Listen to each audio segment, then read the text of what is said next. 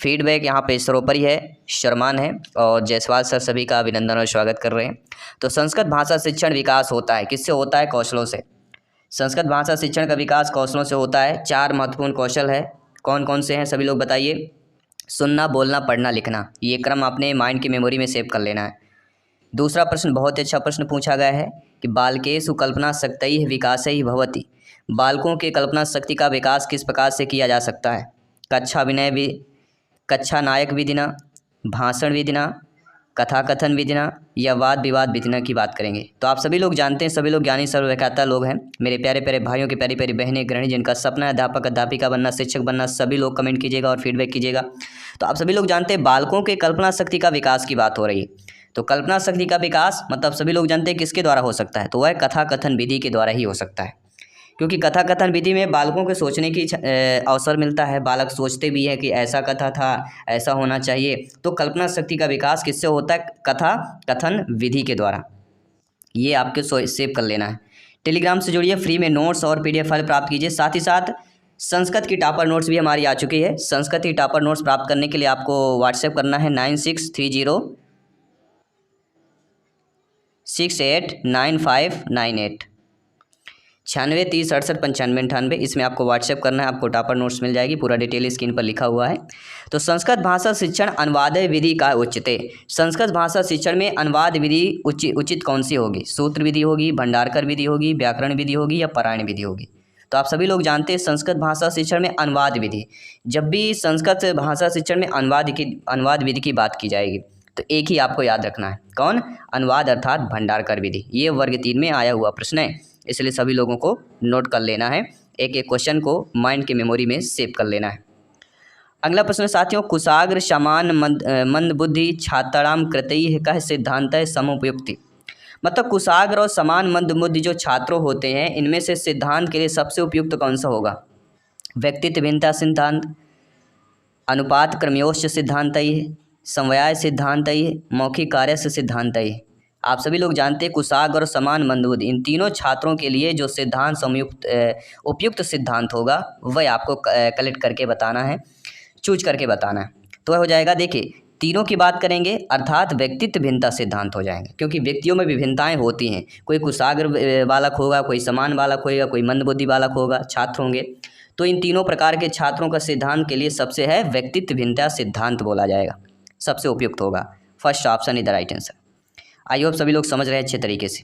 आइए बात करेंगे आपके अगले प्रश्न की। अगला प्रश्न दिया गया कि संस्कृत भाषा शिक्षणे प्रथमं मौखिक कार्यम ततैः लिखित कार्यम च भवेत् इत्यत्र संस्कृत भाषा शिक्षण सिद्धांतैः का। आप सभी लोग जानते हैं संस्कृत भाषा शिक्षण के प्रथम मौखिक कार्य, पहला कार्य होता है मौखिक, इसके बाद होता है लिखित। तो इत्यत्र संस्कृत भाषा शिक्षण सिद्धांत है कि ये सब जो है पहला प्रथम मौखिक और दूसरा लिखित कार्य, इसमें जो संस्कृत भाषा का कौन सा सिद्धांत होगा? क्या वह रुचि सिद्धांत होगा, बहुमुखी सिद्धांत होगा, या अनुपातस्य क्रमस्य च सिद्धांतैः, या सक्रियता सिद्धांतैः की बात करेंगे। तो आप सभी लोग जानते हैं संस्कृत भाषा शिक्षण में प्रथम मौखिक कार्य होता है, इसके बाद लिखित कार्य होता है। इसमें जो संस्कृत भाषा सिद्धांत हमारी हो जाएगी वो क्या होगी? आप लोग भी कमेंट करके बता सकते हैं। आराम से वीडियो पॉज कीजिए, क्वेश्चन को रिपीट कीजिए, ऑप्शन को पढ़िए, फीडबैक कीजिए, क्योंकि यही मौका है आपको बेस्ट प्रिपरेशन के लिए, अपने एबिलिटी को चेक करने के लिए। तो यहाँ पे सभी लोगों का आंसर आ चुका है और हमारा आंसर सभी लोग जान लीजिए, समझ लीजिए। ये हो जाएगा दोस्तों अनुपातस्य क्रमस्य च सिद्धांत है। अनुपात का क्रम क्रमस्य हो गया ना, कि प्रथमे मौखिक कार्यम ततः लिखित कार्यम, मानी पहला मौखिक कार्य होता है, इसके बाद ही लिखित कार्य होता है। तो ये क्या हो गया? क्रमस्य की बात हो गई, यानी अनुपातस्य क्रमस्य च सिद्धांत है, अनुपात के क्रम का सिद्धांत हो जाएगा। थर्ड वाला ऑप्शन यहाँ पे सही हो जाएगा। इसके बाद अगला प्रश्न है कि पूर्व ज्ञानात् परम नवीनम ज्ञान प्रदेयत इत्यत्र शिक्षण सिद्धांत है किम सूत्रम। पूर्व ज्ञान पर नवीन ज्ञान प्रदान करना, ये शिक्षण सिद्धांत किस सूत्र का कार्य हो रहा है?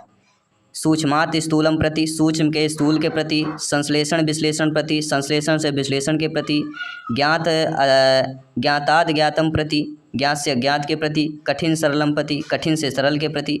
तो ये पूर्व ज्ञानात पे नवीन ज्ञान जो दिया जाता है, ये जिस शिक्षण सिद्धांत का सूत्र कहलाता है, वह आपका शिक्षण सिद्धांत आपको कमेंट करके बताना है। तो आप सभी लोग जानते हैं कौन सा हो जाएगा? यह ज्ञाताद ज्ञातम प्रवृत्ति। क्या हो जाएगा? ज्ञाताद ज्ञातम प्रवृत्ति। तो आई होप सभी लोग समझ गए होंगे। आइए बात करेंगे अगले प्रश्न की। बहुत अच्छा प्रश्न है, और ये प्रश्न आया हुआ प्रश्न है एमपी टेट में कि गुरुमुखम इति साधनम विद्यते। गुरुमुखम में कौन सा साधन होगा? भाषा कौशल, श्रवण कौशलस्य, लेखन कौशलस्य या पठन कौशलस्य। तो आप सभी लोग जानते हैं, सभी लोग ज्ञानी सर्वव्याख्याता लोग हैं। जयसवाल सर आप सभी का अभिनंदन और स्वागत करते हैं आप सभी को। तो गुरुमुखम इति साधनम विद्ये, गुरुमुखम का साधन यहाँ पे कौन सा कहलाएगा? वह कहलाता है गुरुमुखम। अब गुरु के मुख से अब जो बोला जाएगा वह क्या होगा? सभी लोग बताइए। गुरु के मुख से जो बोला जाएगा वो छात्र क्या करेंगे? छात्र सुनेंगे, अर्थात श्रवण कौशल की बात हो रही। तो बी ऑप्शन यहाँ पे सही हो जाएगा। ठीक है, नो डाउट सभी लोग समझ गए होंगे। आइए बात करेंगे अगले प्रश्न की। अगला प्रश्न दिया गया कि संस्कृताध्यापनस्य श्रव्य साधनम विद्यते। संस्कृत अध्यापन में श्रव्य साधन कौन सा होगा?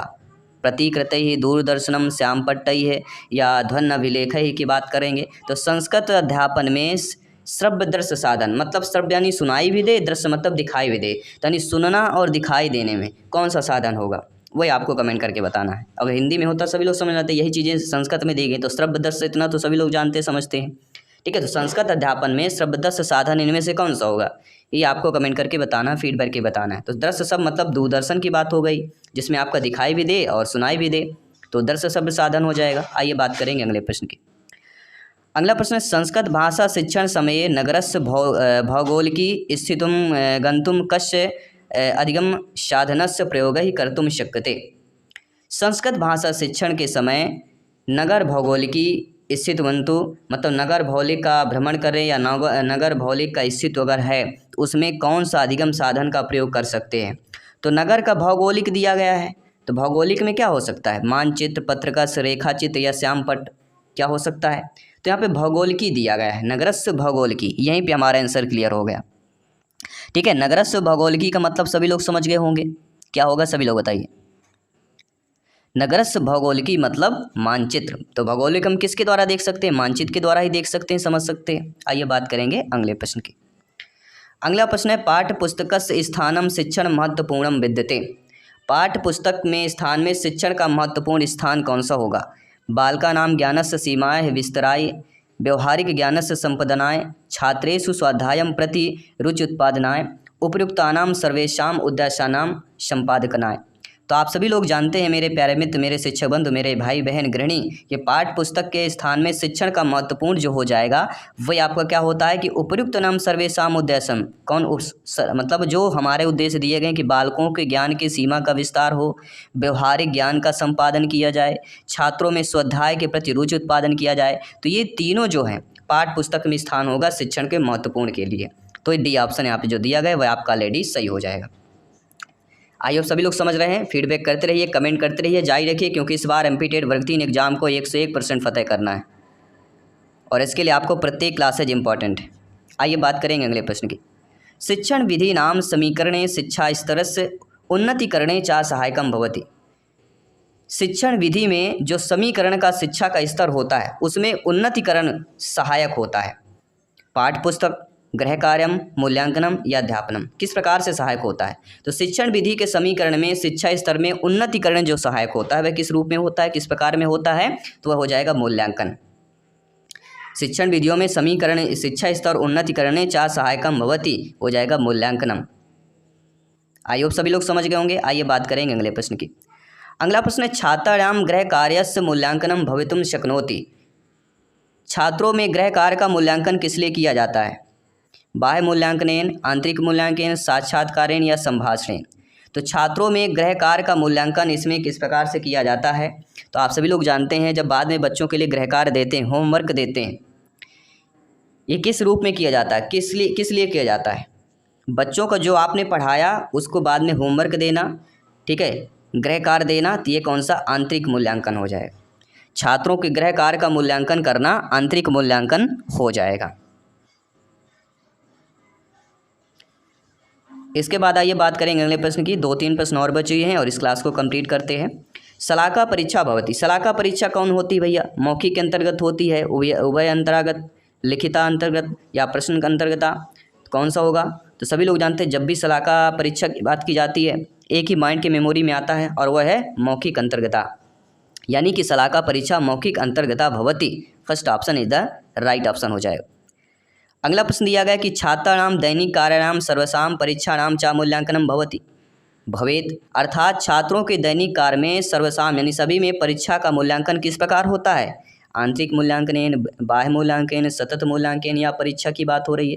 तो छात्रों में दैनिक कार्य का सर्वसाम यानी सभी में परीक्षा का मूल्यांकन जिस प्रकार से किया जाता है और जिस प्रकार से होना चाहिए वह कहलाती सतत मूल्यांकन। आपने पढ़ा भी होगा सतत मूल्यांकन, CCE, ये चीज़ें आपकी इंपॉर्टेंट है। आइए बात करेंगे अगले प्रश्न की। अगला प्रश्न है, संस्कृते मौखिक परीक्षाया कस्य कौशलस्य मूल्यांकनम कर्तुम न शक्यते, यानी संस्कृत में मौखिक परीक्षा में कौन सा कौशल का मूल्यांकन नहीं किया जाता? ना शक्यते, कर्तुम ना शक्यते, नहीं करते हैं। श्रवणस्य, पठनस्य, भाषणस्य, लेखनस्य। देखिए मौखिक परीक्षा की बात करेंगे तो मौखिक में फिर लिखित का तो कोई कार्य नहीं होता है, ये आप सभी लोग जानते हैं। कोई मुख से मतलब मुख से बोला हुआ मौखिक वही हो जाता है, ठीक है। तो मौखिक में फिर आपका क्या है, लेखन का कार्य नहीं होता है। बाकी आपका श्रवण होगा, सुनेंगे, पढ़ेंगे, भाषण यानी बोलेंगे, इन तीनों का कार्य होता है। तो भाषा अध्ययनार्थम अंतिम प्रयत्न भवति। भाषा अध्ययन का अंतिम प्रयत्न क्या होता है, सभी लोग बताइएगा। जी हाँ, भाषा अध्ययन का अंतिम प्रयत्न होता है भाषणम, लेखनम, वाचनम, श्रवणम। और ये वर्ग 3 में आया हुआ प्रश्न है, इसलिए ध्यानपूर्वक आप सभी को समझना है कि भाषा अध्ययन में अंतिम प्रयत्न कौन सा होता है। अंतिम प्रयत्न का मतलब क्या होता है, आप सभी लोग जानते हैं 4 हमारे हैं कौशल। पहला होता है सुनना, श्रवणम, बोलना, भाषण, सुनना, बोलना, बोलने में क्या आ जाएगा, सुनना, बोलना, पढ़ना यानी वाचनम, लेखनम। तो अंतिम पूछा जाए तो अंतिम हमारा लेखनम होता है, तो यहाँ पे लेखनम वाला ऑप्शन सही हो जाएगा। आई होप सभी लोग अच्छे तरीके से समझ गए होंगे, ठीक है। आइए बात करेंगे दूसरे प्रश्न की। दूसरा प्रश्न यहाँ पे दोस्तों पूछा जा रहा है, बहुत अच्छा प्रश्न है और सभी लोगों को फीडबैक भी अच्छा बेहतरीन तरीके से आप लोग कर रहे हैं। इसी तरह फीडबैक करते रहिए, वो दिन दूर नहीं जब आप लोग अध्यापक अध्यापिका बनेंगे, शिक्षक बनेंगे। संस्कृतम अस्ति, संस्कृत क्या है? विश्लेषणात्मक भाषा है, संरचनात्मक भाषा है, विमर्शनात्मक भाषा है या संश्लेषणात्मक भाषा है? सभी कमेंट कीजिएगा। जी हाँ, मेरे सभी शिक्षक बंधु, सभी अध्यापक अध्यापिकाएं सभी कमेंट कीजिएगा। जयसवाल सर आप सभी का हाथ जोड़कर अभिनंदन स्वागत कर रहे हैं सभी शिक्षक बंधुओं का। तो संस्कृत हमारी यहाँ पे पूछा जा रहा है, संस्कृत का बताना है सभी लोगों को, ठीक है। तो संस्कृत यहाँ पे क्या कहला जाएगी, तो आप सभी लोग जानते हैं संस्कृत जो होती है वह संश्लेषणात्मक भाषा होती है। संश्लेषण होता है इसमें, संश्लेषण मतलब क्या होता है सभी लोग जानते होंगे। विश्लेषण और संश्लेषण यानी 5 उंगली है, उंगली को मुट्ठी बांध देना संश्लेषण, मुट्ठी को खोल देना विश्लेषण। 60 रूप में आप समझ लीजिए। आइए बात करेंगे अगले प्रश्न की। श्याम फलकस्य अधिकोपयोगिनाम इत्थम परामर्शैः है कस्मिन् सिद्धान्ते अस्ति?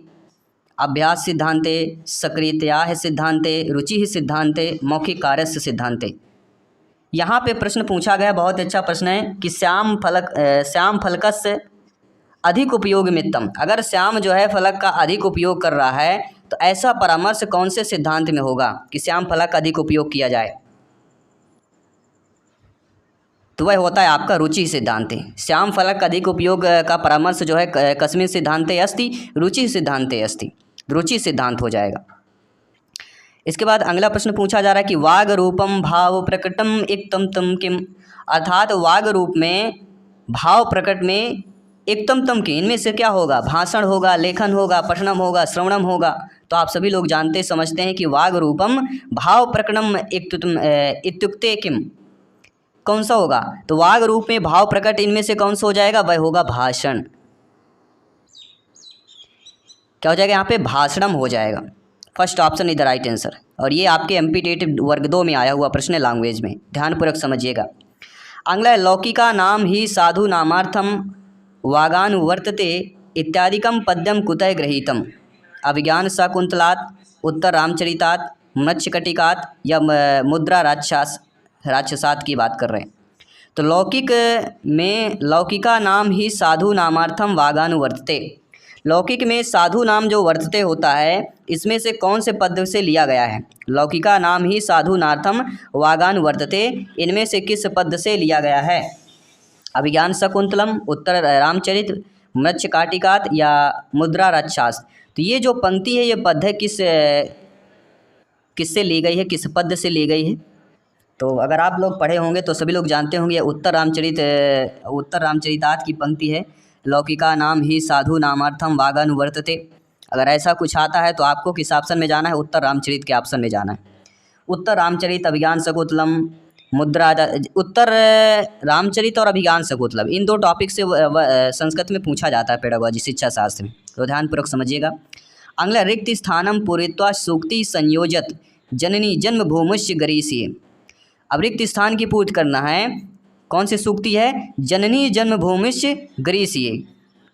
तो ज्ञानादपि धनादपि स्वर्गादपि या भूमेरपि, कौन सा होगा? तो आप सभी लोग जानते समझते हो, ज्ञानी सर्वव्याख्याता लोग हैं कि जन्मभूमि से, और यहाँ पे आपका ऑप्शन कौन सा होगा? जननी जन्मभूमि से खाली स्थान गरीयसी। तो यहाँ पे जो राइट ऑप्शन हो जाएगा सभी लोग जानते वह होगा स्वर्गादपि। जननी जन्मभूमि से स्वर्गादपि गरीयसे, थर्ड ऑप्शन इधर राइट आंसर। आइए बात करेंगे अगले प्रश्न की। सभी brothers and sister and teacher सभी कमेंट कीजिएगा, फीडबैक करते रहिएगा, तैयारी जारी रखिएगा, क्योंकि वर्ग 3 एग्जाम को 101% इस बार फतेह करना है। तो यहाँ पे सत्संगति है किम ना करोति पुंसाम इत्तत रिक्त स्थानम पूर्यता सुक्त मीमाम निर्मापयत। अब यहाँ पे देखना कि सत्संग के बाद खाली स्थान है, तो यहाँ पे बताना सत्संग खाली स्थान किम ना करोति पुंसाम, रिक्त स्थान की पूर्ति करना है। सूक्ति दी गई है भाषाय कथय वदत गदत, तो सत्संग किम ना करोति पुंसाम। तो आप सभी लोग जानते हैं कि कथय, राइट ऑप्शन क्या होगा यहाँ पे? कथय। सत्संग कथय ना करोति पुंसाम,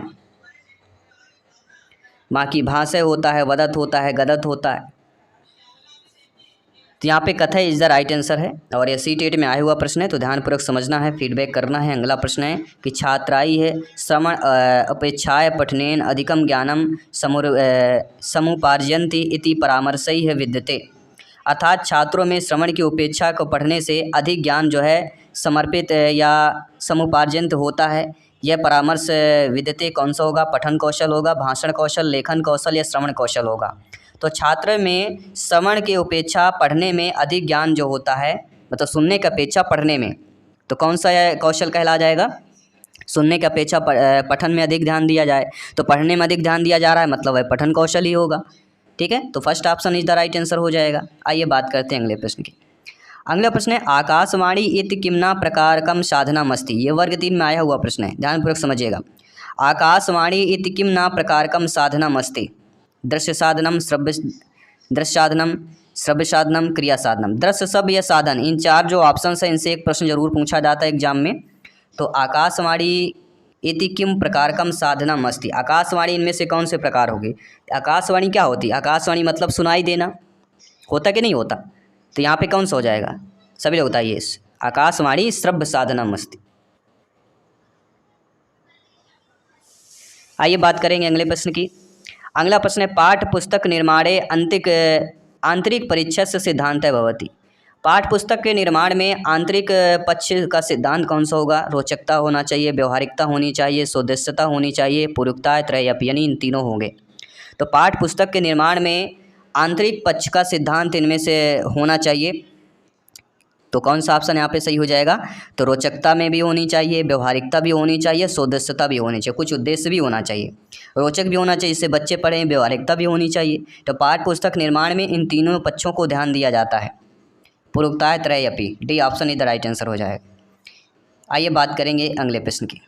और ये आपके राजस्थान शिक्षक भर्ती और C-TET में आए हुए प्रश्न है, ध्यानपूर्वक समझिएगा। रिक्त स्थान पूर्णम सत्य सत्य निर्णय। रिक्त स्थान को सत्य सत्य के रूप में बताना है कि बहु समाधान प्रश्नचाश्चित्ते प्रकारैः कस्याः परीक्षाः सन्ति। बहु समाधान प्रश्न में इनमें से कौन से प्रकार का परीक्षा होगा? शलाका, वस्तुनिष्ठ, निबंध या अंत्याक्षरी परीक्षा है। अब देखिए बहु समाधान प्रश्नचाश्च की बात कर रहे हैं, तो बहु समाधान अगर प्रश्न है उस प्रकार के प्रश्नों को कौन सा परीक्षा बोलेंगे या किस परीक्षा का प्रकार हो जाएगा? तो आप सभी लोग जानते हैं ये हमारा हो जाएगा वस्तुनिष्ठ परीक्षा का। क्या हो जाएगा यहाँ पे? सभी लोग बताइए। बहु समाधान प्रश्चास इत्यादि प्रकार है कस्य परीक्षाएं सन्ति? वस्तुनिष्ठ परीक्षाएं सन्ति। किसी भी प्रश्न पर डाउट हो बेफिक्र आप लोग कमेंट कर सकते हैं, फीडबैक कर सकते हैं। आइए बात करेंगे अगले प्रश्न की शिक्षा क्षेत्रे उपचार इति शब्दस्य को अर्थ है। शिक्षा क्षेत्र में उपचार शब्द का अर्थ क्या होता है? अधिगमन, अवबोधनम, शौरविधा, दोषाणाम निराकरणम या संप्रेषणम। देखिए शिक्षा के क्षेत्र में जो उपचार शब्द है ना, कहते हैं उपचार कर देना।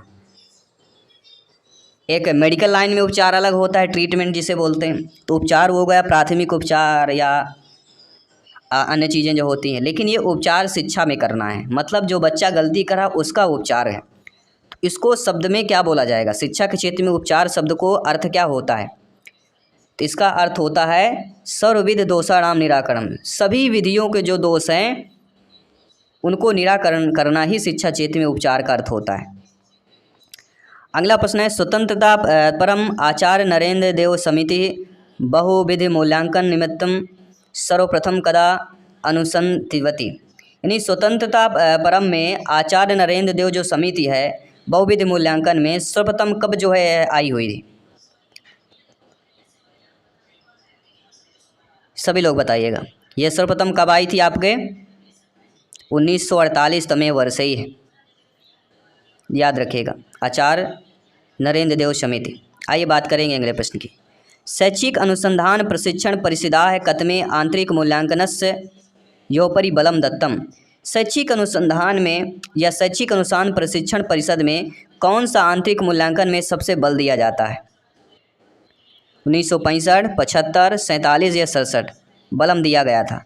शैक्षिक अनुसंधान प्रशिक्षण परिषद में कौन कतमे यानी कब जो है आंतरिक मूल्यांकन में सबसे अधिक जो है बल दिया गया था? तो कब दिया गया था? तो आप सभी लोग जानते हैं 1975 1975 में दिया गया था। ध्यानपूर्वक समझ लीजिएगा और फीडबैक कर लीजिएगा। देखिए मूल्यांकन को साक्ष्य एकत्र करने और परिणामों से संबंधित निर्णय लेने की प्रक्रिया के रूप में संदर्भित किया जाता है। और छात्र प्रदर्शन का आकलन दो प्रकार से होता है। प्रश्न आ गया कि छात्र प्रदर्शन का आकलन कितने प्रकार से होता है? तो दो प्रकार से होता है। पहला प्रकार होता है आंतरिक मूल्यांकन और दूसरा होता है बाह्य मूल्यांकन। आगे आने वाले प्रश्नों पर इन पर भी चर्चा करेंगे। आंतरिक बाह्य मूल्यांकन से प्रश्न आपके एग्जाम में प्रश्न जो है पूछे जाते हैं, तो सभी प्रश्नों को अच्छे से यहाँ पे रिमाइंड करना है, माइंड की मेमोरी में सेव कर लेना है, क्योंकि ये सारे क्वेश्चंस आपके एग्जाम में काम आने वाले हैं। तो सभी लोगों को ध्यानपूर्वक समझना। आइए बात करते हैं अगले प्रश्न की कि राष्ट्रीय शिक्षा नीति कार्य योजना कदा संगठिता अभवत? 1968 तमे वर्षे, 1950 वर्षे, 1966 तमे वर्षे, 1968 तमे वर्षे। यानी कि राष्ट्रीय शिक्षा नीति की जो कार्य योजना है कब संगठित किया गया था? सभी लोग बताइए मेरे प्यारे प्यारे सभी शिक्षक बंधु, जिनका सपना है शिक्षक बनना, अध्यापक अध्यापिका बनना, सभी लोग कमेंट कीजिएगा। तो राष्ट्रीय शिक्षा नीति कार्य योजना कब जो है संगठन किया गया था? तो यह किया गया था 1968। याद रखिएगा कि छात्राणाम भाव प्रकाशनस्य शक्तैः विकासैः भवति। अर्थात साथियों छात्रों में भाव प्रकाशन के शक्ति का विकास होता है। किस विधि द्वारा होता है? वाद विवाद विधिना, प्रश्नोत्तर विधिना, पारायण विधिना, पाठशाला विधिना। ये एमपीटेड वर्ग 2 में पूछा गया प्रश्न। तो छात्रों में भाव प्रकाश शक्ति का विकास किस प्रकार से किया जाता है? अब देखिए छात्रों में भाव प्रकाश शक्ति का विकास की बात कर रहे हैं, तो आप सभी लोग जानते हैं भाव क्या है? भाव प्रकाशनस। तो हम भाव किसके द्वारा बता सकते हैं? हमारे अंदर जो भावनाएं होंगी, हमारे अंदर जो भाव होंगे, अच्छे होंगे, गुण अवगुण किसी प्रकार से कैसे बता सकते हैं? तो कुछ न कुछ बातचीत होगी, मतलब वाद विवाद विधि की बात करेंगे। तो वाद विवाद छात्राणाम भाव प्रकाशनस्य शक्त विकासैः वाद विवाद विधिना भवति। First option is the right answer. I hope सभी लोग समझ रहे होंगे। बहुत बहुत धन्यवाद सभी का, मेरे प्यारे प्यारे भाइयों के, प्यारी प्यारी बहनें, गृहिणी जिनका सपना है अध्यापक अध्यापिका बनना, शिक्षक बनना। अगला प्रश्न है, भारतीय संस्कृतये संरचनाएं कह पद्धति नितराम उपयुक्तये भवति। यानी भारतीय संस्कृत की भारतीय संस्कृत संरक्षण की कौन सी पद्धति जो है इनमें से नितरा उपयुक्त भवति। उपयुक्त आपको बताना है कौन सी विधि होगी भारतीय संस्कृत की संरक्षण के लिए। भंडारकर पद्धति, पाठ्य पुस्तक, परंपरागति या निर्वाध पद्धति। अब देखिए प्रश्न को समझिए, भारतीय संस्कृत के संरक्षण की पद्धति पूछी जा रही, ठीक है। तो यहाँ पे उपयुक्त हमारी कौन सी हो जाएगी? नितराम उपयुक्ताई भवति। सभी लोग बताइए, आप लोगों को भी कमेंट करना है। वीडियो पॉज कीजिए, प्रश्न को समझिए, पढ़िए, फिर कमेंट कीजिए, क्योंकि यहीं पर कमेंटेड है और यहाँ पे कमेंट करेंगे, यहाँ पे क्वेश्चन को आंसर देंगे तो आपका प्रिपरेशन बेहतर होगा। हमारी यही कोशिश रहती कि आप किस तरह से आप कमेंटेड हो, क्वेश्चन के आंसर फास्ट दे सकें। तो यहाँ पे राइट आंसर हो जाएगा वह है आपकी परंपरागत पद्धति। जी हाँ, भारतीय संस्कृति और परंपरा, ये आपने पढ़ा होगा, हमारी भारतीय संस्कृति है, हमारी परंपरा है जो चली आ रही है। ठीक है, तो ये शब्द थोड़ी चीज़ें आपको एडिशनल सोचना पड़ेगा, शब्दों का थोड़ा मेल मिलाप है, ये आपको ध्यान देना है। अगला प्रश्न है, शिक्षणे सौलभ्य संपादनम इति कस्याय पद्धति उद्देश्यम अस्ति। शिक्षण का सौलभ्य संपादन मतलब सुलभ कौन सी पद्धति का उद्देश्य होता है? निर्बाध पद्धति, पाठ्य पुस्तक पद्धति, भंडारकर पद्धति या परंपरागत पद्धति। ये 3 ऐसी पद्धतियाँ जो अक्सर एग्जाम में प्रश्न पूछी जाती हैं। तो शिक्षण सौलभ्य संपादनम कौन सी पद्धति का उद्देश्य होता है? तो वह होता है दोस्तों पाठ्य पुस्तक पद्धति। जी हाँ साथियों, शिक्षण के सौलभ्य संपादन का जिस पद्धति का उद्देश्य होता है वह है पाठ्य पुस्तक पद्धति। जी हाँ, शिक्षणे सौलभ्य संपादनम इति पाठ्य पुस्तक पद्धति उद्देश्यम अस्ति। अगला प्रश्न है जो स्क्रीन पर दिया गया है, बहुत अच्छा प्रश्न है, सभी लोगों को कमेंट करना, फीडबैक करना है कि कई शिक्षण सिद्धांत मानसिक विकास से तीव्र गति आधाति, यानी कौन से शिक्षण सिद्धांत के द्वारा मानसिक विकास तीव्र गति से जो है तीव्र गति माधाति, तीव्र गति से विकास होता है। अभ्यास सिद्धांत है, रुचि सिद्धांत है, मौखिक कार्य सिद्धांत है, सक्रियताय सिद्धांत है। तो मेरे प्यारे मित्र, मेरे शिक्षक बंधु, अध्यापक अध्यापिकाएं सभी लोग जानते हैं, बहुत अच्छा प्रश्न है, वर्ग 3 में आया हुआ प्रश्न है कि शिक्षण सिद्धांत में मानसिक विकास के तीव्र गति से कौन सी विधि द्वारा हो सकता है, किसके द्वारा हो सकता है, सभी लोग बताइए। तो मानसिक विकास की बात की जाए तो कहीं ना कहीं सक्रियता सिद्धांत। जी हाँ, सक्रियताय सिद्धांत ही शिक्षण सिद्धांत ही मानसिक विकास से तीव्र गति माधि धाति। तीव्र गति से किस सक्रियता सिद्धांत के द्वारा तीव्र गति से विकास किया जा सकता है। अगला है, कह सिद्धांत ही क्रियाशील सिद्धांत इति नामना ज्ञानते। कौन से सिद्धांत को क्रियाशील सिद्धांत के नाम से या अन्य नाम से भी जाना जाता है? अभ्यास सिद्धांत ही है, स्वाभाविकतया सिद्धांत ही है, बहुमुखी सिद्धांत ही या अनुपात से क्रमश चा सिद्धांत है। तो मेरे प्यारे में सभी लोग जानते हैं क्रियाशील सिद्धांत। क्रियाशीलता मतलब क्रियाशील मतलब चल रही हो चीज़, गतिमान चीज़ें की बात हो रही है। तो क्रियाशील किसके द्वारा होता है?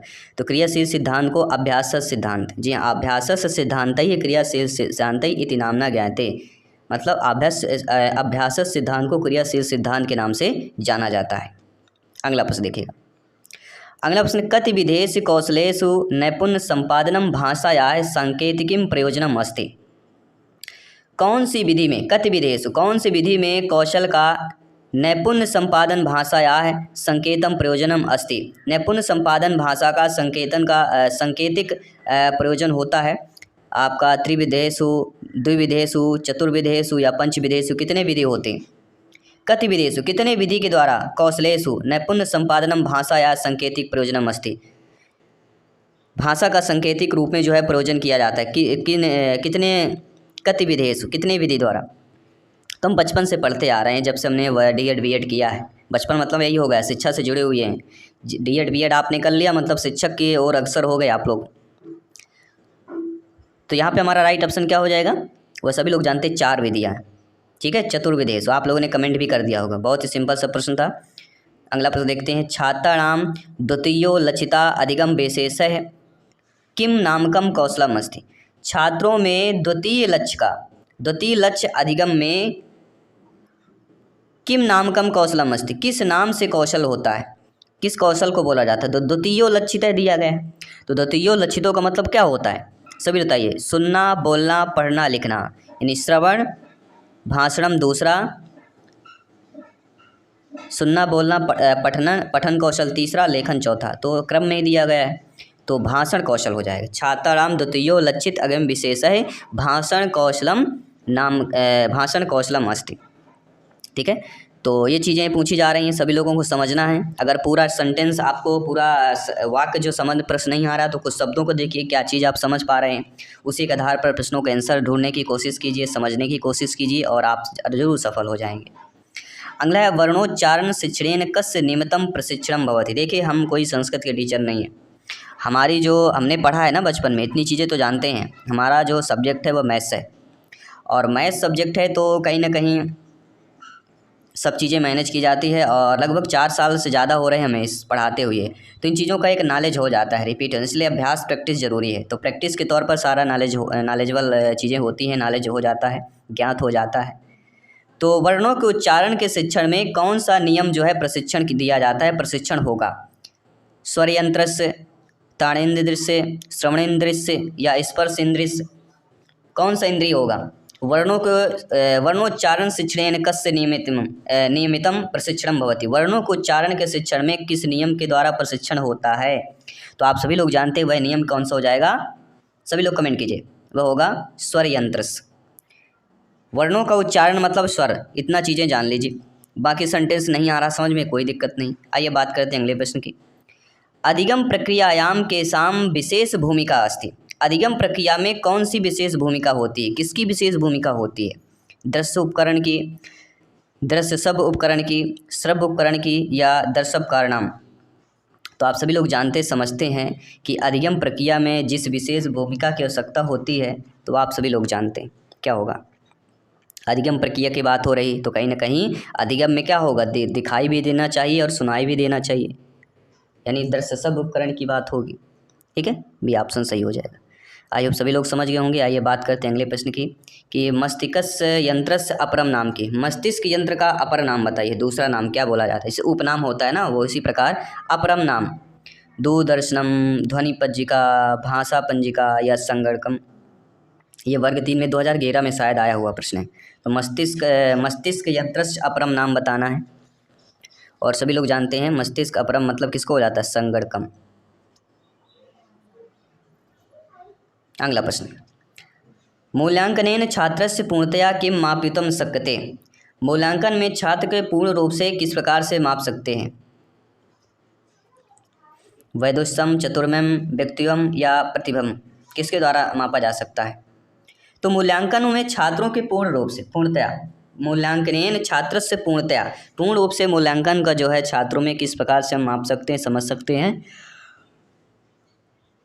देखिए, पूर्ण रूप से बात कर रहे हैं मतलब व्यक्तित्व की बात हो रही।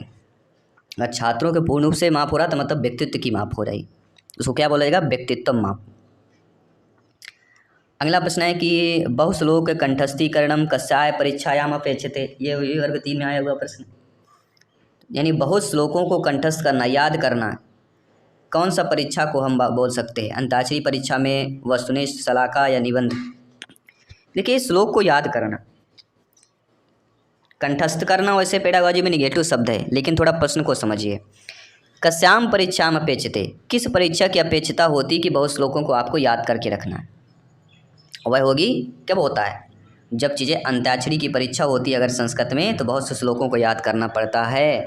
क्यों? क्योंकि वह श्लोकों से ही अंताक्षरी होती है, इसलिए यहाँ पे नेगेटिव आपका कंठस्थीकरण नहीं होगा। अगला प्रश्न देखिएगा, साक्षात्कारे का परीक्षा आयोजिते। साक्षात्कार जो परीक्षा होती है वह किस प्रकार की होती है, किस प्रकार का आयोजन किया जाता है? वस्तुनिष्ठ, मौखिक, निबंध रूप या निदानात्मक?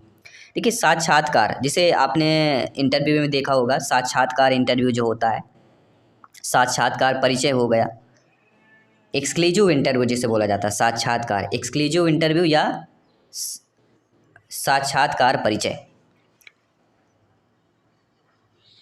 तो साक्षात्कार परिचय का राइट ऑप्शन क्या होगा, वह हमारी कौन सी होगी, सभी लोग बताइए। साक्षात्कार परिचय का मतलब होता है मौखिक, यानी मुँह बोल समझकर जो बोल के द्वारा किया जा सके।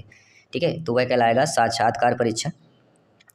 अगला प्रश्न है कि संस्कृत शिक्षणे मूल्यांकनस्य प्रयोजनम अस्ति। संस्कृत शिक्षण का मूल्यांकन का प्रयोजन क्या होता है? सामान्य शिक्षण होता है, प्रशिक्षण होता है, विश्लेषणात्मक शिक्षण होता है या उपचारात्मक शिक्षण होता है? तो संस्कृत शिक्षण का मूल्यांकन प्रयोजन पूछा जा रहा है। तो आप सभी लोग जानते हैं संस्कृत शिक्षण का मूल्यांकन प्रयोजन जो होता है वह होता है उपचारात्मक प्रशिक्षण, उपचारात्मक शिक्षण की बात करेंगे। संस्कृतम शिक्षणम मूल्यांकनम सम उपचारात्मक शिक्षणम प्रयोजन अस्ति। अर्थात संस्कृत शिक्षण में मूल्यांकन का, उपचारात्मक शिक्षण का प्रयोजन किया जाता है। आइए बात करेंगे साथियों अगले प्रश्न की। परिष्कृत प्रश्न पत्र निर्माणे अवसरे कस्य उपादेयता वर्तते। अर्थात परिष्कृत प्रश्न पत्र निर्माण के अवसर में कौन से उपादेयता वर्तते, कौन सा उपाय किया जाता है? ज्ञानात्मक पक्ष का, भावात्मक पक्ष का, क्रियात्मक पक्ष का या उपयुक्त पक्ष का? देखिए, परिष्कृत प्रश्न पत्र, ये चीज़ें समझना जरूरी है। परिष्कृत प्रश्न पत्र मतलब क्या होता है? परिष्कृत प्रश्न का निर्माण करें तो उसमें ज्ञानात्मक पक्ष में भी ध्यान देना है, भावात्मक पक्ष में भी ध्यान देता है और क्रियात्मक में। इन तीनों पक्षों को जो है निर्माण परिष्कृत प्रश्न पत्र अगर कोई निर्माण कर रहे हैं, अगर आप बच्चे को प्रश्न पत्र जब बनाएंगे तो ज्ञानात्मक पक्ष में भी ध्यान देना है, भावात्मक में भी ध्यान देना है और क्रियात्मक में भी ध्यान दिया जाता है। तो उपयुक्त पक्ष तथा मतलब ये सभी, काफ़ी लोगों ने इसका आंसर भी कमेंट किया है। तो संस्कृत शिक्षण का उद्देश्य क्या होता है? अवबोधनात्मक, सृजनात्मक, ज्ञानात्मक या उपयुक्त सभी होता है। तो सभी लोग कमेंट करके बताइए, अगर जिन्होंने कमेंट नहीं किया था पिछली बार। तो संस्कृत शिक्षण का उद्देश्य एक ही होता है। क्या उद्देश्य होता है? सभी लोग बताइए। संस्कृत शिक्षण का उद्देश्य होता है, किस प्रकार होता है? अवबोधनात्मक होता है। क्या हो जाएगा यहाँ पे? अवबोधनात्मक। First option is the right answer. अगला प्रश्न है कि संस्कृत शिक्षण उपयोगी सिद्धांतों अस्ति। संस्कृत शिक्षण उपयोगी कौन सा सिद्धांत होता है? तो संस्कृत शिक्षण के लिए उपयोगी सिद्धांत स्वाभाविकता सिद्धांत होगा, क्रियाशीलता है सिद्धांत ही है, रुचि सिद्धांत ही है या उपयुक्तता है सर्वे। तो आप सभी लोग जानते हैं मेरे प्यारे प्यारे भाइयों के प्यारे प्यारे बहनें गृहिणी जिनका सपना अध्यापक अध्यापिका बनना, brothers and sister and teachers, सभी का अभिनंदन स्वागत है। जयस्वाल सर हाथ जोड़कर आप सभी शिक्षकों का अभिनंदन करते हैं। साथियों, संस्कृत शिक्षण में उपयोगी जो सिद्धांत कहलाता है वह सिद्धांत हमारा कौन सा हो जाएगा? वह होता है स्वाभाविकता सिद्धांत। संस्कृत शिक्षण का सबसे उपयोगिता सिद्धांत क्या होगा? स्वाभाविकता का सिद्धांत हो जाता। इसके बाद अगला प्रश्न जो कि देखन में ओछन लगे घाव करे अति गंभीर, ये पिछली बार एमपीटी वर्ग 2 में आया हुआ प्रश्न है। का नाम शिक्षा? शिक्षा का क्या नाम है? शिक्षा ज्ञानम अनुभवस्य, शिक्षा एकम पुस्तकम, शिक्षा एकम वस्तु, शिक्षा एकम खेलम। तो आप सभी लोग जानते हैं कि का नाम शिक्षा, शिक्षा का क्या नाम हो सकता है? तो शिक्षा का नाम होता है शिक्षा ज्ञानम अनुभवस्य, यानी शिक्षा क्या है? ज्ञान का अनुभव प्राप्त करना ही शिक्षा है। First option is the right answer. अगला प्रश्न है शिक्षणस्य मुख्यम उद्देश्यम किमस्ति। शिक्षण का मुख्य उद्देश्य क्या होता है? व्यक्तये धनदानम, आजीविकोपार्जनम, व्यक्तये सर्वांगीण विकास ही है, अध्यापक निर्माणम की बात कर रहे हैं। सभी कमेंट कीजिएगा। आपका एक एक कमेंट फीडबैक सर्वोपरि है, सम्मान है। जयस्वाल सर अभिनंदन करते हैं, स्वागत करते हैं। और नीचे जो दोस्तों कमेंट बॉक्स बना हुआ है इसमें आपको कमेंट करना है। जी हाँ, तो आप सभी लोग जानते हैं शिक्षण से मुख्यम उद्देश्यम किम। शिक्षण का मुख्य उद्देश्य क्या होता है? जब आपकी नियुक्ति होगी, आप लोग अध्यापक अध्यापिका बनेंगे, आपसे कोई प्रश्न करेगा कि जो शिक्षण करते हैं, या बच्चा ही प्रश्न कर दिया कि गुरुजी, आजकल तो सर और मैम बोलते हैं, गुरुजी वाला ज़माना चला गया, ठीक है, बहुत ही कम बोलते हैं, मैम और सर बोला जाता है। तो शिक्षण से उद्देश्यम मुख्य उद्देश्यम अस्ति। तो ये पूछा गया कि मैम ये बताइए शिक्षण का मुख्य उद्देश्य क्या होता है? सर बताइए शिक्षण का मुख्य उद्देश्य क्या होता है? तो व्यक्तये धन दानम, व्यक्ति का धन अर्जन करना, तो ये तो नेगेटिव हो जाएगा, पिछली बार वर्ग 3 में आया हुआ प्रश्न है और आपके राजस्थान शिक्षक भर्ती में भी पूछा गया प्रश्न है। तो धन दानम, व्यक्तये धन दानम, व्यक्ति का धन अर्जन करना, ऐसा नहीं हो। आजीविकोपार्जन, व्यक्ति सर्वांगीण विकास से हो जाएगा। व्यक्ति का सर्वांगीण विकास करना ही शिक्षण का मुख्य उद्देश्य होता है। इसके बाद अगला प्रश्न देखिएगा। संस्कृत भाषा शिक्षण उत्तम विधि अस्ति। संस्कृत भाषा शिक्षण की उत्तम विधि कौन सी होती है? लेखन विधि, अनुवाद विधि, परीक्षा विधि या प्रत्यक्ष विधि होती है? अब देखिए, उत्तम पूछा गया है। विधियाँ तो आपकी सभी हैं संस्कृत भाषा शिक्षण की, लेकिन उत्तम विधि आपको बताना है। तो उत्तम विधि होती है आपकी अनुवाद विधि संस्कृत, क्योंकि अनुवाद जिससे करना आएगा तो सारी चीज़ें हो जाएगी। संस्कृत भाषा अनुवाद विधि उत्तम विधि होती है। अगला है काव्य शिक्षण से प्रमुख उद्देश्य भवति। काव्य शिक्षण का प्रमुख उद्देश्य क्या होता है? कि काव्य रचना कौशल का विकास करना, व्यवहारई है, चतुरई है, विकास ही है, शब्द भंडारस्य अभिवृद्धि है, चतुर्वर्ग फल प्राप्त ही, उपयुक्त सर्वम चा। तो काव्य शिक्षण का प्रमुख उद्देश्य पूछा जा रहा है, सभी लोग बताइएगा। तो काव्य शिक्षण का प्रमुख उद्देश्य क्या होता है? काव्य के रचना कौशल का विकास करना या शब्द भंडार की अभिवृद्धि, सभी लोग बताइए। तो काव्य की पूछा गया तो कहीं ना कहीं रचनात्मक बात होगी, तो काव्य में रचना कौशल का विकास करना। आपके अकॉर्डिंग क्या सही है? आप लोग भी बता सकते हैं। क्या या उपयुक्त सर्वम भी हो सकता है, डी ऑप्शन हो सकता है, कुछ लोग सोच रहे होंगे। तो काव्य शिक्षण का उद्देश्य पूछा गया था। अगला है मानवस्य प्रथमम शिक्षा प्रतिष्ठानम। मानव यानी आप और हमारे में पहला शिक्षा प्रतिष्ठान क्या होता है? प्राथमिक विद्यालय, परिवार, माध्यमिक विद्यालय या महाविद्यालय? मानवस्य प्रथम शिक्षा प्रतिष्ठानम। मानव में प्रथम शिक्षा प्रतिष्ठान जो कहलाता है, तो पहला जो होता है वह परिवार ही होता है। B option is the right answer. अगला जो प्रश्न दिया गया है कि गद्या पार्ट्स कठिन निवारणाएं अधोलिखित विषया संति। गद्य जो के पार्ट्स होते हैं, भाग होते हैं, उनमें कठिन निवारण इनमें से कौन से विषय से किया जा सकता है? दंत कथा, अनुवाद कथा, व्याख्या प्रविधि या पैतय्य सवय प्रवय्य। तो गद्य के जो पार्ट्स होते हैं, भाग होते हैं, उनमें कठिन निवारण, जो कठिन शब्द होते हैं उनसे निवारण करने के लिए किस विषय के द्वारा कठिन निवारण किया जा सकता है? सभी लोग बताइएगा। देखिए कठिन निवारण की बात कर रही है, तो दंत कथा, अनुवाद, व्याख्या या। तो अगला प्रश्न आप लोगों की स्क्रीन पर आ चुका है कि व्याकरण शिक्षण से सर्वोत्तम कह विधि। व्याकरण शिक्षण की सर्वोत्तम विधि कौन सी कहलाती है? आपकी आगमन निगमन विधि, नियम विधिगमन विधि की बात करेंगे, शिक्षण विधि की बात करेंगे, और ये आपके एमपी टेट में आया हुआ प्रश्न है, साथ ही साथ यूपी टेट में भी आया हुआ प्रश्न है। तो व्याकरण शिक्षण की सर्वोत्तम विधि बताना है, और व्याकरण आए मतलब आगमन निगमन, ये समझ लीजिए। या आगमन निगमन विधि किसके लिए सर्वश्रेष्ठ होगी? तो वह व्याकरण के लिए होगी। तो किसी दोनों प्रकार से भी प्रश्न पूछा जा सकता है। अगला, कक्षा कक्षे प्रथमा अनिवार्यता विद्यते। कक्षा कक्ष में प्रथम अनिवार्यता क्या होता है? पाठ्य पुस्तक होती है, मानचित्र होता है, श्यामपट्ट होता है या दूरदर्शन होता है? कक्षा कक्षे प्रथम अनिवार्यता विद्यते। कक्षा कक्ष में प्रथम अनिवार्यता क्या कहलाती है? सभी लोग बताइए। कक्षा कक्ष में प्रथम अनिवार्यता क्या होता है? पाठ्यपुस्तक, मानचित्र, श्यामपट्ट, दूरदर्शन। तो सभी लोग जानते हैं कक्षा कक्ष की बात करें, वो भी प्राइमरी प्राथमिक की बात की जा रही है। तो प्राथमिक में क्या अनिवार्य होता है? श्यामपट्ट, जिससे आप लिख सकें, बच्चे देख सकें। अगला प्रश्न, केन कौशल माध्यमेन अध्यापकैः विषय वस्तु स्पष्टीकरणस्य प्रयास करोति। किस कौशल के माध्यम से अध्यापक विषय वस्तु का स्पष्टीकरण का प्रयास करते हैं? प्रवाह कौशल, प्रश्नोत्तर कौशल, भाषण कौशल या श्रवण कौशल? सभी लोग बताइएगा। किस कौशल के माध्यम से अध्यापक विषय वस्तु स्पष्टीकरण का प्रयास करते हैं?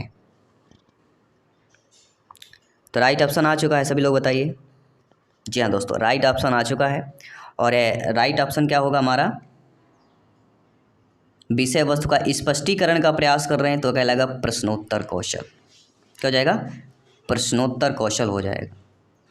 प्रश्न करके ही पता चल जाएगा ना कि स्पष्ट जानकारी हो पाई कि नहीं हो पाई। स्पष्टीकरण देना मतलब प्रश्न के माध्यम से जब उत्तर प्राप्त होगा तो स्पष्टीकरण हो जाएगा कि हाँ, हमने जो पढ़ाया वो सारी चीज़ें समझ में आ गई। अगला, छात्राणाम पूर्व ज्ञानेन सह नूतन ज्ञानम योजयति। छात्रों में पूर्व ज्ञान के साथ नया ज्ञान जो की योजना होती है वह पाठ्य योजना, दर्शनम, लेखनम या श्रवण कहलाती है। सभी लोग बताइए। छात्रों में पूर्व ज्ञान के साथ नए ज्ञान की योजना करना या पूर्व ज्ञान के साथ नए ज्ञान को समझना या अर्जित करना भी ज़्यादातर पूछा जाता है कि बालक अपने पूर्व ज्ञान के आधार पर नवीन ज्ञान अर्जित करता है तो किससे संबंधित हो जाएगा। कई बार आपके एग्ज़ाम में आया हुआ प्रश्न है, ठीक है। तो इन चीज़ों पर भी आप सभी लोगों को फोकस करना है, ठीक है। तो ज्ञात से ज्ञात होता है उसमें, अगर बालक अपने पूर्व ज्ञान के आधार पर नवीन ज्ञान अर्जित करता है तो क्या होगा? ज्ञात से ज्ञात की ओर शिक्षण सूत्र होगा। और इसमें अगर छात्रों में पूर्व ज्ञान के साथ जो है नूतन ज्ञान योजना की होती, तो नूतन ज्ञान अगर दिया गया है तो फिर यहाँ पे पाठ योजना हो जाएगा। इसके बाद अगला प्रश्न देख लेते हैं। अगला प्रश्न है, साहित्यस्य अवबोधनम पठनम आत्मसत्करणम कर्तुं शक्यते। यानी कि साहित्य में अवबोधन, पठन और आत्मसत्करण किस में किया जाता है? कक्षा कार्यन कहलाएगा, ससुर वाचनेन, मौन वाचन या द्रुत वाचन हो जाएगा। किस में किया जाता है? सभी लोग बताइए। और ये आपके दोस्तों संस्कृत भाषा में आया हुआ प्रश्न है, ठीक है। तो यहाँ पे कौन सा हो जाएगा हमारा? सभी लोग बताइए।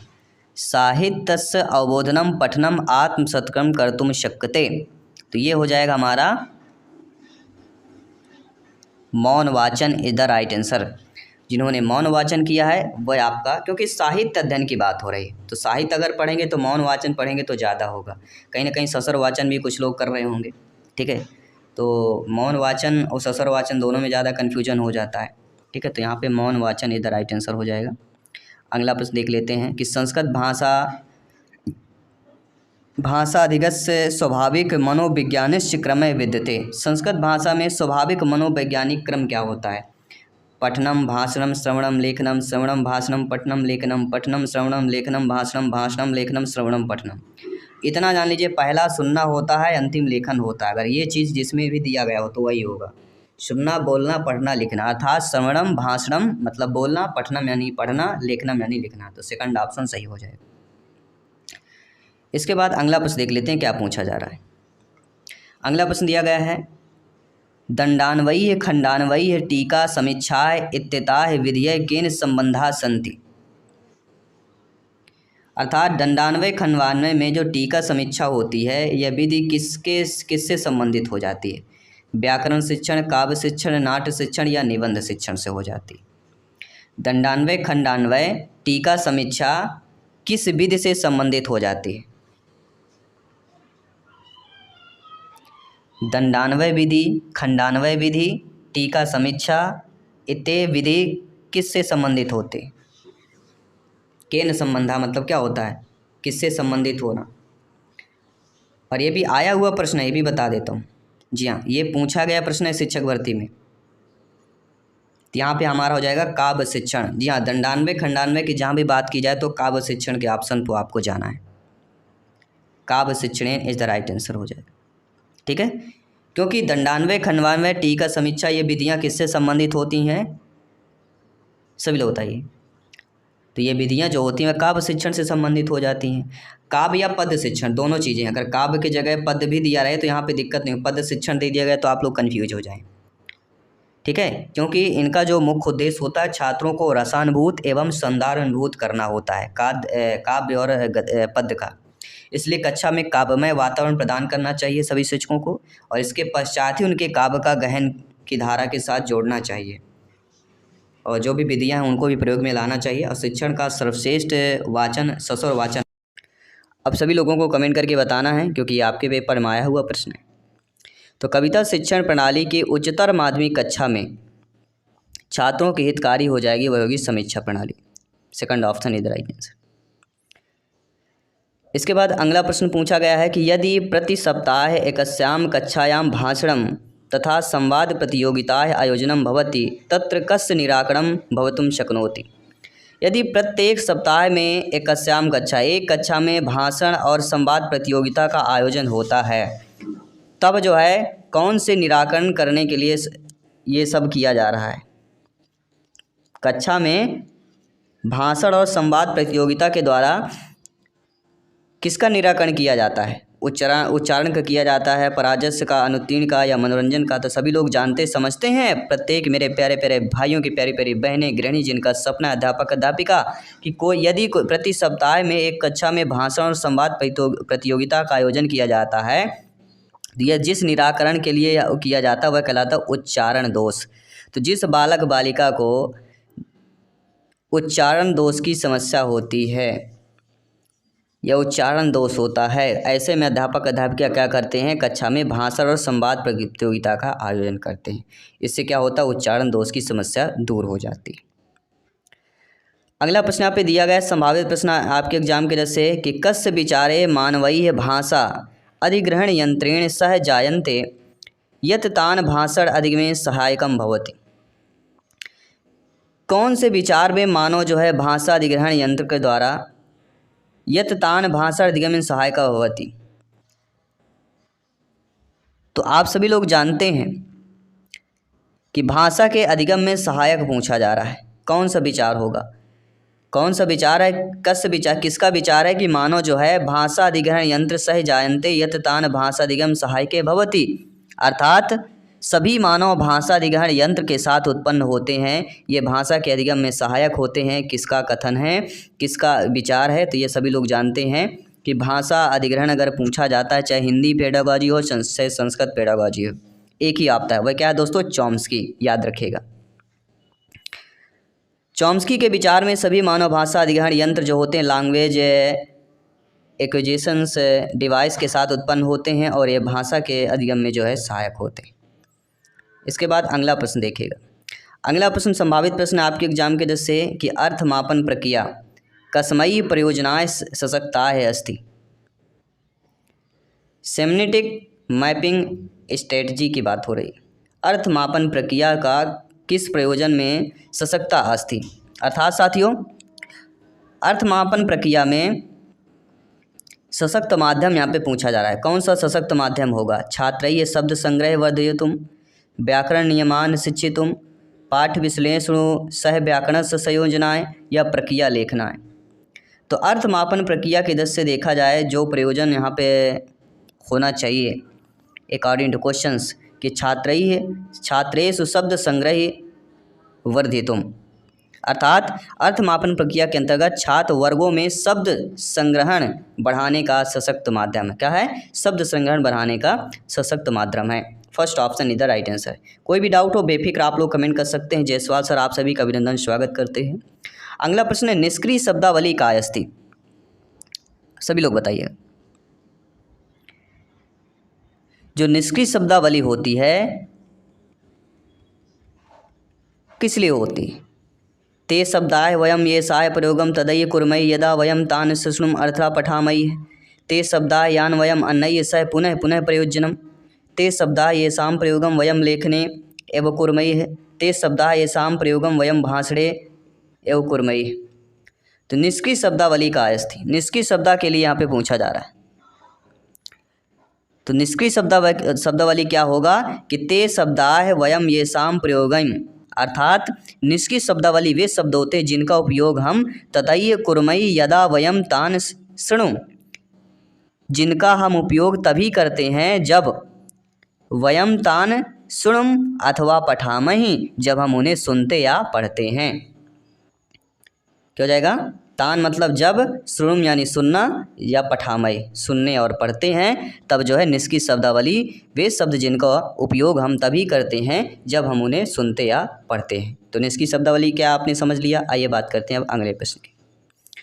अगला प्रश्न ध्यानपूर्वक समझिएगा। इस प्रकार के प्रश्न जो है पूछे जाते हैं अक्सर। यहाँ पे प्रश्न दिया गया है कि काचिद अध्यापिका पंचमी कक्षायाः स्वच्छात्रान् खड्वाक्यानां लघु परिच्छेदनं द्विवारं श्रोतुं कथयति। अर्थात कोई अध्यापिका 5वीं कक्षा के छात्रों में 6 वाक्यों को खड्वाक्यानां लघु परिच्छेदं द्विवारं श्रोतुं कथयति, अर्थात छोटे पैराग्राफ को लघु परिच्छेदम द्विवारम श्रोतुम, छोटे पैराग्राफ को द्विवारम श्रोतुम मतलब 2 बार सुनने के लिए, श्रोतु कथयति मतलब 2 बार सुनने के लिए कहती हैं। तदा सा तान चतुर्णा समूहे सितम परिच्छेदनम पुनः लेखितुम कथयति, फिर उन्हें 4 के समूह में उस पैराग्राफ को फिर से लिखने के लिए कहती हैं। सा कथयत यति तेतम परिच्छेदम यथा संभवं निकटतम लेखितुम शक्नुवन्ति, अर्थात यह कार्य परिच्छेद का श्रुत लेखन है। परिच्छेदस्य वाक्यानि मूल रूपे भवन्ति इति न आवश्यकम। श्रुत लेखन का अर्थ है यह कार्य परिच्छेद का श्रुत लेखन है और श्रुत लेखन का अर्थ जो होता है वह लिखना या सुनकर लिखना हो जाएगा। बट ये तो हमने आंसर ही बता दिया। चलिए आइए बात करेंगे इदम कार्यम किम कथ्यते। इस कार्य को क्या बोला जाएगा। कार्य क्या है कि जब कोई अध्यापिका जो है 5वीं कक्षा के छात्रों को 6 वाक्यों के छोटे पैराग्राफ को 2 बार में सुनने के लिए कहती है, फिर उन्हें 4 समूहों में उस पैराग्राफ के लिए लिखने के लिए कहती हैं, और यह कार्य जो है परिच्छेद का श्रुत लेखन कहलाता है। तो श्रुत लेखन का अर्थ यहाँ पे पूछा जा रहा है। इसको क्या बोला जाएगा। 4 ऑप्शंस बोला जाएगा। तो इसको क्या बोला जाएगा। श्रवणम भाषणम चा। क्या बोला जाएगा। श्रुत लेखन का अर्थ होता है सुने हुए को लिखना या सुनकर लिखना। श्रवणम भाषणम चा। 3rd ऑप्शन ऐसे कोई राइट ऑप्शन हो जाएगा। और ऐसे प्रश्न आते हैं अक्सर आप लोग स्किप कर देते हैं, या जो मन में आए वो इसके जो समझ में आए ऐसे आंसर कर देते हैं। तो अर्थ निकालना बहुत जरूरी है। जब आप अर्थ निकाल लेंगे तो आप समझ जाएंगे क्या पूछा जा रहा है। और ऐसे में अगर नहीं बन रहा तो ऊपर की लाइन और लास्ट की लाइन पढ़ लीजिए, आपका पूरा चीज़ें क्लियर हो जाएंगी। ये एक ट्रिक है, आपको बता रहे हैं। अगला, कश्चित अध्यापकैः अर्धम पाठ्यम उच्च स्वरेण पठति तदा सा समूहबद्धान छात्रान स्वयं समापयितुम कथयति।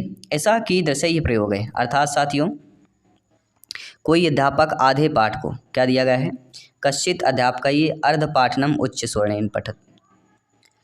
कोई अध्यापक आधे पाठ को उच्च स्वर में पढ़ता है, तदा उसके बाद सा समूहबद्धान छात्रान स्वयं समापितुम, उसके बाद वह समूहबद्ध छात्रों को स्वयं समुपयुतम कथयति, अर्थात स्वयं पाठ को पूरा करने के लिए कहता है। तो ऐसा कीदृशः प्रयोग है। तो ये प्रयोग हम क्या बोल सके, इसका प्रयोग जो होगा वह अनुभवात्मक प्रयोग होगा, लेखन प्रयोग होगा, समूह कार्य होगा या अंतर्ग्रही प्रयोग होगा। इंटेक्ट एक्टिविटी की बात करें तो राइट ऑप्शन क्या होगा, सभी लोग बताइए। वही होगा दोस्तों अनुभवात्मक प्रयोग ही, अर्थात इस प्रकार का प्रयोग जो होता है शिक्षण विधि का अनुभवात्मक प्रयोग कहलाता है। शिक्षण विधि के अनुभवात्मक प्रयोग कौन सा कहलाएगा, जब कोई अध्यापक आधे पाठ को उच्च स्वर में पढ़े और उसके बाद समूहबद्ध छात्रों को स्वयं पाठ पूरा करने के लिए कहें, तो इस प्रकार का प्रयोग शिक्षण विधि में अनुभवात्मक प्रयोग कहला जाएगा, क्योंकि जब वो स्वयं पढ़ेंगे तो वह अनुभव ज़्यादा चीज़ें होंगी। अगला प्रश्न है, भाषा अधिग्रहण अर्थ ही। भाषा अधिग्रहण का अर्थ क्या होता है, तो सभी लोग जानते समझते। भाषा अधिग्रहण का अर्थ होता है कि अनौपचारिक परिवेशे अचेतन रूपे भाषायाः शिक्षणम, अर्थात भाषा अधिग्रहण का अर्थ होता है अनौपचारिक परिवेश अचेतन रूप से भाषा का शिक्षण। सेकंड ऑप्शन इधर राइट आंसर। अगला प्रश्न यहाँ पे क्या पूछा जा रहा है कि शिक्षकैः तृतीय कक्षाया छात्र निर्देशित। शिक्षक जो है तृतीय कक्षा के छात्रों को निर्देशित करता है, एवं ते प्रदत्त कार्यम अनुसरन्ति, अर्थात तब वे सभी छात्र शिक्षक द्वारा दिए गए प्रदत्त कार्यों का अनुसरण करते हैं, तो अध्यापक अंगीकरोति। तो इस प्रकार अध्यापक का अंगीकरण करता है, कौन सा होगा, संरचनात्मक उपागम, समग्र शारीरिक प्रतिक्रिया उपागम, ग्रहणशील शिक्षण उपागम या रचनावादी उपागम की बात करें।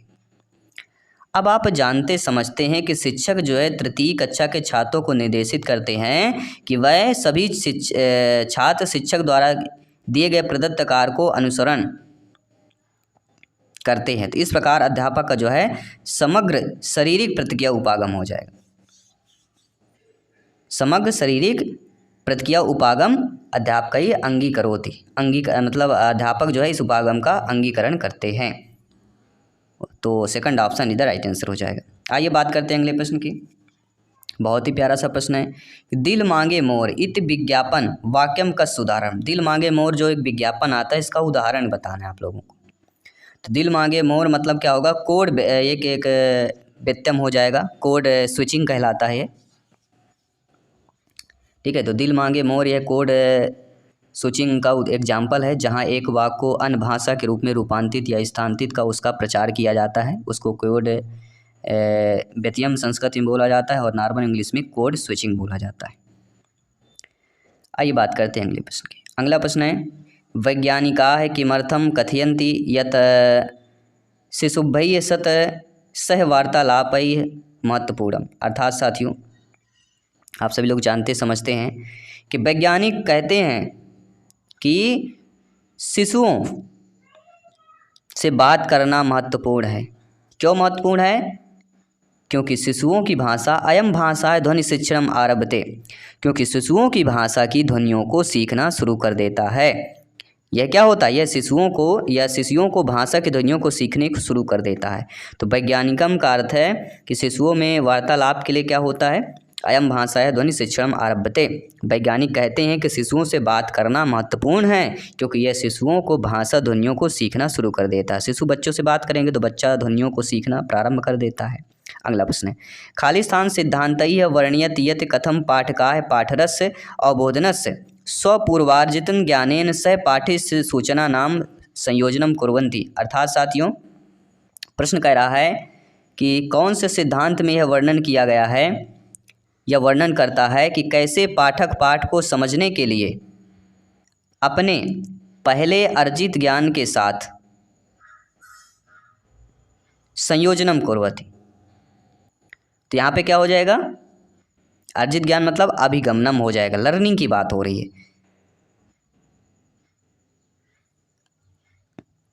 ठीक है, यहाँ पे क्या हो जाएगा, अभिगम। अर्थात जो अभिगमन सिद्धांत होता है, अभिगमन सिद्धांत में यह वर्णन किया गया है, यह विवरण है, विवरण करता है कि कैसे पाठ को समझने के लिए पहले अर्जित ज्ञान के साथ पाठ को जानकारी जोड़ते हैं। तो कौन सा सिद्धांत है, विवरणिका। कौन सा सिद्धांत होगा, विवरणिका सिद्धांत हो जाएगा, जिसे हम क्या बोलते हैं, स्कीमा बोलते हैं। तो ये आपका सिद्धांत हो जाएगा। ठीक है, तो विवरणिका इज द राइट आंसर होगा।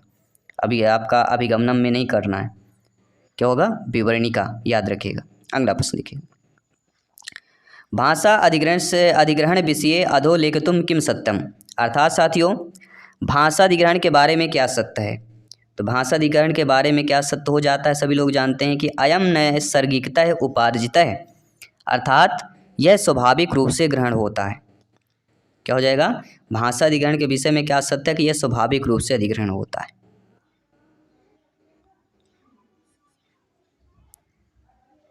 आइए बात करते हैं अगले प्रश्न की। सभी लोग समझ रहे हैं अच्छे तरीके से, धन्यवाद सभी का। आइए बात करेंगे अगले प्रश्न की।